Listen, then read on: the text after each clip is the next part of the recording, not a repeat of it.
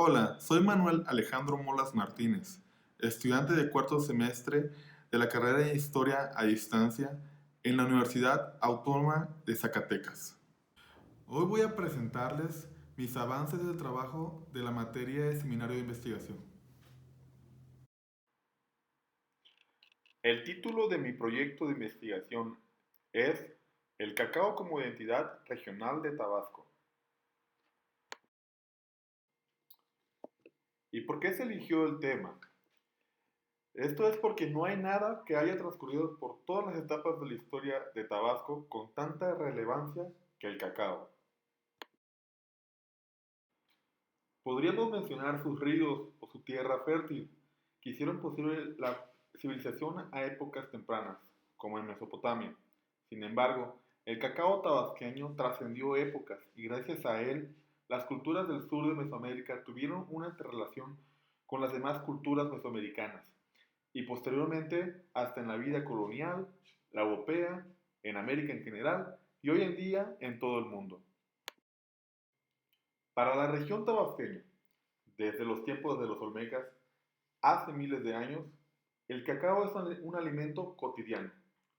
Lo relevante de este cultivo en esta región se basa en que históricamente ha sido muy importante en todos los ámbitos cotidianos desde los olmecas hasta la actualidad. El uso del cacao llegó a un auge mayor cuando este fue codiciado por otros imperios mesoamericanos e incluso fue una de las principales materias de intercambio y trueque, lo que llevó a la economía de los mayas a otro nivel. Para los mayas chontales, el cacao fue el producto obligado en comerciar y ser transportado por las rutas fluviales a todas las regiones de Mesoamérica. Según los escritos de los conquistadores, los mejores navegantes de toda Mesoamérica. Al empezar el proyecto, nos tuvimos que plantear preguntas de investigación. La primera de ellas es, ¿qué está sucediendo con la identidad entre la población tabasqueña? Se está perdiendo la identidad histórica y cultural. ¿Qué resultados podríamos tener en la sociedad en el caso hipotético de que no se haga algo al respecto? La respuesta es la pérdida de conocimiento ancestral que se encuentra contenida en las generaciones con mayor edad y que no se está transmitiendo a las generaciones sucesoras. ¿Cuáles han sido los factores disruptivos que han incentivado los cambios de hábitos y costumbres y por ende de la identidad tabasqueña? El desarrollo de la industria petrolera y las masivas migraciones de otros estados, la alfabetización de la población, pero sobre todo el Telecán. Y entonces, ¿cómo podemos volver a generar de forma general el sentimiento de pertenencia e identidad en el tabasqueño? Responder esta pregunta es uno de los objetivos de la investigación. Los cambios demográficos que se han vivido en la segunda mitad del siglo XX han resultado en una fuerte migración a las ciudades y el despoblamiento acelerado de las zonas rurales, cambiando la forma de vida, las tradiciones y los conocimientos, los cuales son cada vez más escasos, que por lo general su permanencia solo se encuentra en la generación de más avanzada edad. Otro factor primordial ha sido la fuerte migración suscitada en los años 70 y 80 en las zonas donde se encontraron nuevos yacimientos petrolíferos, caso especial de Tabasco y su capital Villahermosa, que transformó la economía esencialmente agrícola en una petrolera y de actividades terciarias. Un tercer factor impulsor de este fenómeno globalizador fue el Tratado de Libre Comercio del Norte, implementado en los años 90, en la cual la invasión de productos altamente industrializados de baja calidad nutrimental invadió los mercados locales a un muy bajo precio, donde uno de los resultados ha sido el desapego a lo local o regional, que aunado a la saturación de publicidad y mercadotecnia, fue relegando los alimentos tradicionales, lo que en conjunto provocó una fuerte bajada de consumo de los productos agrícolas y con el tiempo pérdida de parte de su identidad. Objetivos de la investigación. Objetivo general. Encontrar propuestas de mecanismos para contrarrestar la pérdida de identidad de los tabasqueños. Objetivos específicos. Recopilar información relevante de trascendencia histórica, espacial y temporal en torno al cacao en la región. Exaltar aquello presente en la historia que se esté pasando por alto en el discurso histórico, turístico o de difusión. Proponer mecanismos de promoción y difusión para conectar con la población y empezar a generar identidad y apego a las costumbres, historia y tradición. Por último, tener conclusiones pertinentes. En la metodología de la investigación del presente trabajo, será diseñado bajo el planteamiento metodológico del enfoque cualitativo, puesto que este es el mejor que se adapta a las características y necesidades de la investigación. Según Hernández, Fernández y Baptista, el enfoque cualitativo hace uso de la recolección de información sin medición numérica para descubrir o afinar preguntas de investigación en el proceso de interpretación. El alcance de nuestro estudio es explicativo, dado que se pretende comprender la realidad que se investiga. Se examina bibliografía y realidades subjetivas para ello, para establecer las causas de los sucesos o fenómenos que se estudian y proponer soluciones que beneficien a la sociedad. Se definirán los distintos procesos de identidad colectiva con los estudios de Aguirre-Bazán para ver cuáles conceptos no son prácticos para realizar una propuesta aplicable para aculturamiento y recuperación de la identidad de la población tabasqueña en torno al cacao.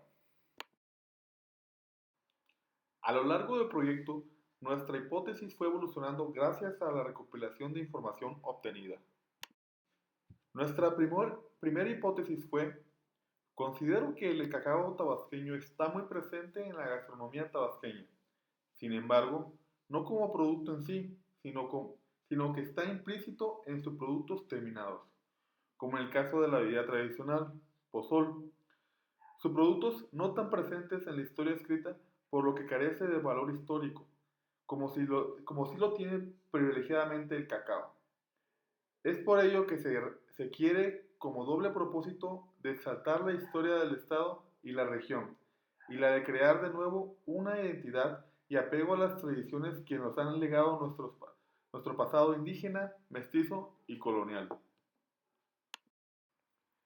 En nuestro ajuste de hipótesis quedó de esta forma: el cacao tabasqueño aún está muy presente en la gastronomía tabasqueña, sin embargo, está ausente en la identidad de su población urbana. Finalmente, concluimos con dos hipótesis. La primera es que el cacao tabasqueño aún está muy presente en la gastronomía tabasqueña, pero está ausente en la identidad de su población. La segunda de ellas es: actualmente se hacen intentos de aculturación por medio de difusión en eventos como en ferias, festivales, eventos. Sin embargo, estos se realizan sin una vinculación histórica, perdiendo así la oportunidad de una construcción de sentido de pertenencia y facilitar su integración en la identidad colectiva regional. Podemos encontrar algunos ejemplos, por ejemplo, en Nuevo León, en un festival de 3 museos, donde exaltan el cacao de Tabasco y Chiapas, vinculando la historia. Lo que se buscó con el marco teórico fue encontrar una guía de cómo contrarrestar la pérdida de tradiciones, de cultura y preservar la identidad ancestral de nuestros pueblos. Es por eso que se realizaron de marcos teóricos uno en sí de la investigación, donde encontramos estudios que nos ayudan a conocer teorías de cómo realizar la construcción del sentido de pertenencia e identidad colectiva. Comprender y contextualizar estos espacios, tratar de entender la conceptualización de las cosas desde un punto de vista desde los grupos étnicos. Y otra, proponer bibliografía actualizada que nos proporcione un contexto histórico desde las culturas prehispánicas que habitaron la región y el legado que heredaron en la época colonial hasta la actualidad. Conclusiones. El cacao es una aportación de las culturas prehispánicas de México, y entre ellas la maya, quien ostentaba las tierras de su producción y el arte del cacao como su principal expositor. Sin embargo, es importante resaltar que su historia va más allá. La historia y las evidencias científicas nos dicen quien nos legó este conocimiento es nuestra cultura más antigua, la Olmeca. Tabasco es la principal tierra que vio toda historia transcurrir, la de los Olmeca, de los putunes o mayas, chontales, quienes distribuían hasta Centroamérica el alimento de los dioses. Hoy en día sigue siendo un producto muy preciado a nivel mundial, y a pesar que su producción se globalizó en otras tierras de similares latitudes, el tabasqueño, actualmente con denominación de origen Grijalva, sigue siendo catalogado como de más alta calidad. Para los tabasqueños de hoy, el cacao es una semilla muy importante para su vida cotidiana. Sin embargo, no forma parte de su identidad como legado histórico. La alfabetización de los productores es una novedad. Hoy en día el tabasqueño no puede gozar de su magnífica historia como parte de su identidad, a pesar de ser herederos de ella.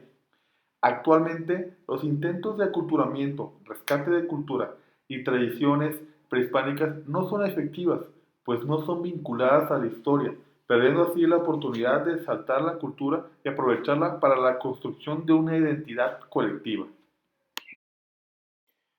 Para complementar, el profesor nos asignó la tarea de leer 2 capítulos de Haciendo Historia, herramientas para la investigación.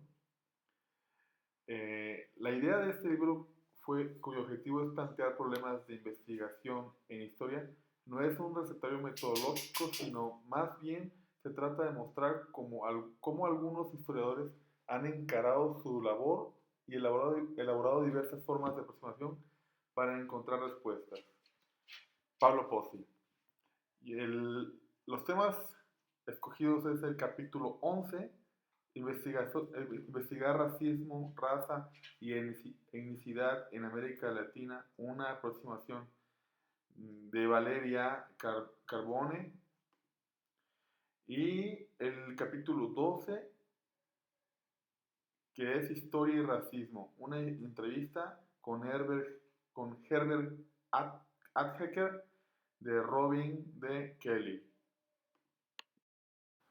Los he escogido pues considero que el racismo, raza y etnicidad son temas que han tenido que ver con los resultados de todas las sociedades, pues como nos confirma Valeria, la antinegritud y el antiindigenismo aplicados en las políticas del colonialismo y en el proceso de construcción de nación mexicana, nos dio como resultado la exclusión e invisibilización de lo que ahora son minorías, pero en ese entonces no lo eran.